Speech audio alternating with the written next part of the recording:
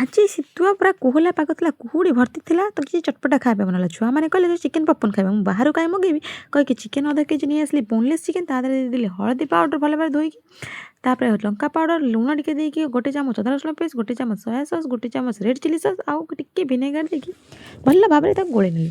ଗୋଳେଇ ସାରିଲା ପରେ ତାକୁ ଢାଙ୍କିକି ଅଧଘଣ୍ଟା କାଳ ଛାଡ଼ିଦେଲି। ତାପରେ ଗୋଟେ ପ୍ଲେଟ୍ରେ ମୁଁ ହାଫ୍ ଚାମଚ ନେଇଛି, ବଡ଼ ଚାମଚରେ ହାଫ୍ ଚାମଚ ନେଇଛି ମୁଁ ମଇଦା, ଗୋଟେ ଚାମଚ ନେଇଛି କର୍ଣ୍ଣଫ୍ଲୋର, ଆଉ ଦେଢ଼ ଚାମଚ ନେଇଛି ମୁଁ ବ୍ରେଡ଼୍ କ୍ରମ୍ସ, ଆଉ ଟିକେ ଲୁଣ ଆଉ ଲଙ୍କା ପାଉଡ଼ର ଟିକେ ଦେଇକି ଭଲ ଭାବରେ ଗୋଳେଇ ଦେବି। ଲୁଣ ଆପଣ ସ୍ୱାଦ ମୁତାବକ ନେବେ। ତାପରେ ତାକୁ ରେଡ଼ି ହେଇଗଲା ପରେ ଗୋଟେ ବାଉଲରେ ଗୋଟେ ଅଣ୍ଡା ନେଇକି ଭଲ ଭାବରେ ତାକୁ ଗୋଳେଇ ପକେଇଛି। ତାପରେ ମୋର ସବୁ ଜିନିଷ ପୁରା ରେଡ଼ି ହେଇଗଲା। ଗୋଟେ ଜାଗାକୁ ନେଇ ଆସିକି ଚିକେନ୍କୁ ଭଲ ଭାବରେ ସେ ଯେଉଁ ବ୍ରେଡ଼୍ କ୍ରମ୍ସ ବାଲା ପାଉଡ଼ର ଥିଲା ତାକୁ ଭଲ ଭାବରେ କୋଟ୍ କଲି। ତାପରେ ଅଣ୍ଡାରେ ଗୋଟେ ଥର ବୁଡ଼ି ଦେଲି। ତାପରେ ଆଉ ଥରେ ପୁଣି ସେ ପାଉଡ଼ରରେ କୋଟ୍ କରିନେବେ। ଏମିତି କୋଟ୍ କଲେ ଭଲ ଭାବରେ କୋଟ୍ଟା ହେଇଯିବ। ତାପରେ ଗୋଟେ ସାଇଡ଼୍ କରିଦେଲି।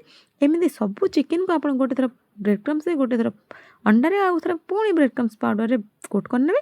ତାପରେ ସାଇଡ଼୍ କରିଦେବେ। ତାପରେ ତେଲକୁ ଭଲ ଭାବରେ ଗରମ କରିଦେଲି। ମୁଁ ମିଡ଼ିୟମ୍ ଆଞ୍ଚରେ ପୁରା ଗରମ ହେଇଯାଇଛି। ତାପରେ ମୁଁ ଦେଇଦେଇଛି ଛାଣିବା ପାଇଁ। ଚିକେନ୍କୁ ଭଲ ଭାବରେ କ୍ରିସ୍ପି ଛାଣିବେ। ବହୁତ ସମୟ ଛାଣିବା ଦରକାର ନାହିଁ, ସେ ବହୁତ ଜଲ୍ଦି ହେଇଯାଏ, 10 ମିନିଟ୍ ଭିତରେ ହେଇଯିବ। ତା ଗୋଲ୍ଡେନ୍ ବ୍ରାଉନ୍ କଲା ପରେ ଛାଣିକି କାଢ଼ି ନେଇଛି। ଆପଣ ଆବାସଟା ଟିକେ ଶୁଣନ୍ତୁ, ଏତେ କ୍ରିସ୍ପି ହେଇଛି, ପୁରା କୁଡ଼କୁଡ଼ ହେଇଛି। ଉପର ଟୋଟାଲି କ୍ରିସ୍ପି। ଆପଣ ଭାବୁଛନ୍ତି କି ଭିତର ବି ଟାଣି ହେଇଥିବ? ନା, ଟୋଟାଲ ନୁହଁ। ମୁଁ ଦେଖାଉଛି ଆପଣଙ୍କୁ ଭିତରଟା କେମିତି ଜୁସି ଅଛି। ଉପର ଟୋଟାଲି କ୍ରିସ୍ପି, ଭିତର ଟୋଟାଲି ଜୁସି। ଆପଣଙ୍କୁ ଯଦି ମୋ ଭିଡ଼ିଓ ଏଗୁଡ଼ା ଭଲ ଲାଗୁଛି ତାହେଲେ ମୋ ଚ୍ୟାନେଲ୍କୁ ନିହାତି ସବସ୍କ୍ରାଇବ୍ କରିବେ। ଭିଡ଼ିଓଟା ଲାଇକ୍, କମେଣ୍ଟ ଆଉ ସେୟାର ନିଶ୍ଚୟ କରିବେ।